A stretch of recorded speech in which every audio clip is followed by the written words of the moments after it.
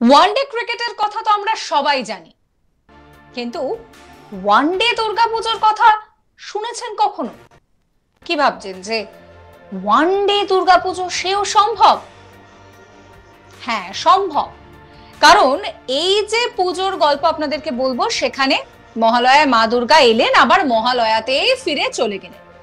মানে একদিনের দুর্গাপুজো। শুনে চমকে যাচ্ছেন তো? একদিনেরও দুর্গাপুজো হয়, আবার সেটা মহালয়াতে।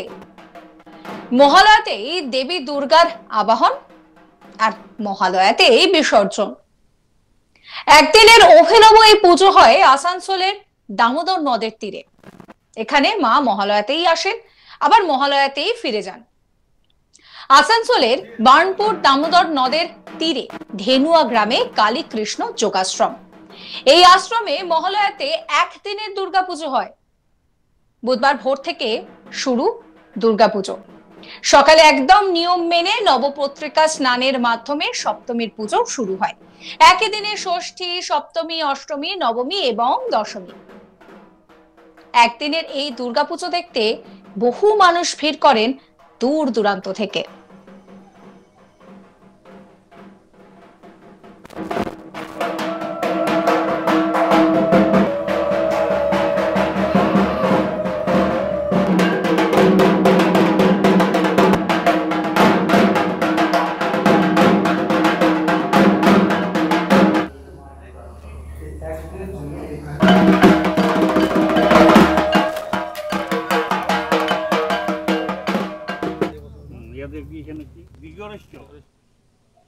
আশ্রমের সেবায়েত নারায়ণ দত্ত বলছেন যে 1979 সালে একদিনের দুর্গাপুজোর সূচনা হয়।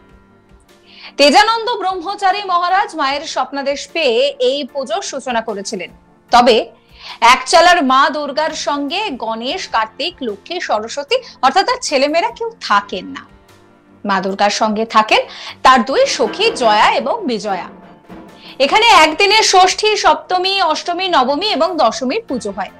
পুজো শেষে একই দিনে নবপত্রিকার বিসর্জনও দেওয়া হয়। তবে মা দুর্গাকে এখানে রেখে দেওয়া হয়। পুজোর সময় দশমীর দিনে অন্যান্য প্রতিমার সঙ্গে মায়ের বিসর্জন হয়। এই একদিনের দুর্গাপুজো দেখতে বহু দর্শনার্থীদের সমাগম হয় এই আশ্রমে। আপনাদেরকে শোনাবো স্থানীয় বাসিন্দা রিনা ধীবর কি বলছেন। এই পুজোটা নিয়ে আমরা খুবই মজা করি। পুজোটা যেহেতু আর কোথাও হয় না, আমাদের মানে আমার বিয়ে হয়েছে 16 বছর হলো, আমি এসে থেকে দেখছি পুজোটা এরকমভাবে পালন করা হয়। আর সবাই আমরা উৎসবে মেতে উঠি। সারাদিন মানে বিকেল 4টে পর্যন্ত এখন চলতেই থাকলো, যতক্ষণ না মায়ের বিসর্জন হবে। আর বিসর্জন বলতে মায়ের বিসর্জন হয় না, ঘট বিসর্জন হয়, বাড়ি বিসর্জন। আর হচ্ছে এই পুজোটা বিশেষত যে একদিনেই 4টে পুজো একসাথেই হয়, ওইটা বিশেষ করে মানুষকে আকর্ষণ করে যে একদিনে 4টে পুজো কেন একসাথে। আর মায়ের মূর্তির পাশে কার্তিক, গণেশ, লক্ষ্মী, সরস্বতী নেই, সেখানে আছে জয়া, বিজয়া। সেটার জন্য মানুষকে বেশি আকর্ষণ করে যে এইরকমভাবে মূর্তিটা কেন বানানো হয়। অনেকেই তো জানেন না, অনেকেই হয়তো আপনাদের মাধ্যমে দেখতে পাই খবরে। আর এখানে যিনি মহারাজ ছিলেন উনি হয়তো স্বপ্নাদেশ পেয়েছিলেন, হয়তো না পেয়েছিলেন, যার জন্য মায়ের এই মূর্তিটা মানে এখানে স্থাপন করা হয়। খুবই এনজয় করি আমরা এখানে। সকাল থেকেই দেখছেন আমরা এখানে এসেছি। সকাল থেকে এসে মায়ের প্রসাদ সাজানো হচ্ছে, মায়ের কলাবকে স্নান করানো হলো। এরপর সবাই আসবে, ভিড় জমায়েত হবে, সবাই মিলে খুব একটু মজা করব, পুজো হলে সবাই মিলে এনজয় করব, ওখানে বসবো। আর তারপর সবশেষে সবাই মিলে একসাথে নারায়ণ সেবা করে তারপর বাড়ি যাবো। স্থানীয় বাসিন্দা নারায়ণ দত্ত কি বলছেন শোনাবো। হচ্ছে আমাদের একদিনের দুর্গাপূজাটা, মানে একদিনের দুর্গাপূজা মা দুর্গা একা আছে, মহামায়া মা এটাকে আমরা বলি। এনে মহামায়ার পুজো শুরু হয় 1979 সালে। আমাদের তেজানন্দ ব্রহ্মচারী শুরু করেছিলেন পুজোটা। পুজোর বৈশিষ্ট্য হচ্ছে যে একদিনের মধ্যে পুজো, মায়ের একদিনের পুজো হচ্ছে ষষ্ঠী, সপ্তমী, অষ্টমী, নবমী, দশমী একদিনে হয়। এর বৈশিষ্ট্য আমরা যেটুকু শুনেছিলাম যে মা স্বর্গলোক থেকে মর্তলোকে এসেছিলেন একদিনের জন্য তার ভক্তদের দেখতে। যে ভক্তরা আমার কেমন আছে, ভক্তদের উপর অত্যাচার হচ্ছে, মা একদিনের জন্য আসছিলেন, ওনার সন্তানদের নিয়ে আসেনি। যে লক্ষ্মী, সরস্বতী, গণেশ, কার্তিককে বাদ দিয়ে আসছিলেন। তো ওনার যে দুই সখী জয়া আর বিজয়া, ওনারা মায়ের সাথ ছাড়েনি, ওরা মর্তলোকে এসেছিলেন। তার জন্য মা মর্তলোকে একদিন এসে একদিনই চলে গেছিলেন। তার জন্য আমাদের একদিনের পুজোটা, এই পুজোটা বৈশিষ্ট্য এইটাই।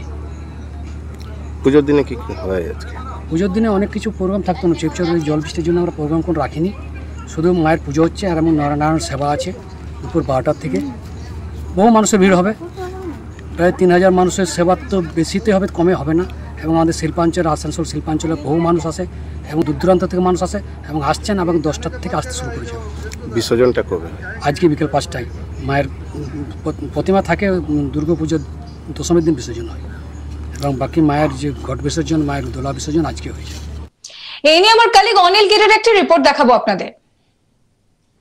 আজ রয়েছে মহল্লা, আর মহল্লা দিনেই আসানসোলের বানপুরের ধেনুয়া গ্রামে এক অভিনব দুর্গাপুজো হয়। এই দুর্গাপুজোতে একদিনেই সপ্তমী, অষ্টমী, নবমী আর দশমীর পুজো করে বিসর্জন করে দেওয়া হয় মা দুর্গাকে।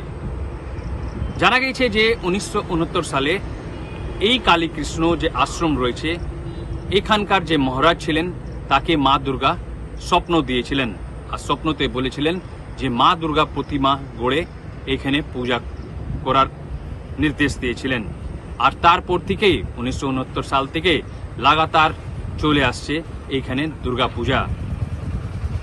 নবপত্রিকা স্নান করিয়ে শুরু হয় সপ্তমী পুজো, আর তারপর অষ্টমী, নবমী আর দশমীর পুজো হয়।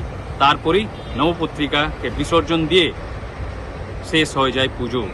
এই পুজোকে ঘিরে শুধু এই পশ্চিম বর্ধমান জেলা না, আশপাশে যে পুরুলিয়া, বাঁকুড়া, বীরভূম থেকে দূর দূরান্ত থেকে মানুষ, যে ভক্তরা রয়েছেন, তারা আসেন। বলা হয় যে এই দুর্গা পূজা যখন শুরু হয়েছিল তো খুব ছোট করে পুজো হতো, কিন্তু যেরকম দিন বেড়েছে সেরকম এই দুর্গা পূজার একটা মানুষের আস্থাও বেড়েছে। আর এইখানকার যে ভক্তরা যে এসছেন তারা বলছেন যে এই দুর্গা পূজার যে একদিনে মহল্লা দিনে হয়, সেটার জন্যে পুরো বছরেই তারা অপেক্ষায় থাকেন। এইখানের যে পূজারী রয়েছেন তিনিও জানাচ্ছেন যে এইখানে যে নিয়ম রয়েছে যে মহাসপ্তমী, অষ্টমী, নবমী আর দশমী 4 দিনের পুজো একদিনেই কিছুদের মধ্যেই শেষ হয়ে যায়। কিন্তু যে আরও যে পূজারী জানাচ্ছেন যে এইখানে মাত্র এক চালা যে মূর্তি হয় সেটাই গড়া হয়, কিন্তু এই মূর্তিতে মা দুর্গার সঙ্গে লক্ষ্মী, সরস্বতী, গণেশ, কার্তিক থাকেন না, থাকেন মা দুর্গা সখী জয়া আর বিজয়া। সাবস্ক্রাইব করবেন আজ তাক বাংলার ইউটিউব চ্যানেলকে, ফলো করবেন হোয়াটসঅ্যাপ চ্যানেলও।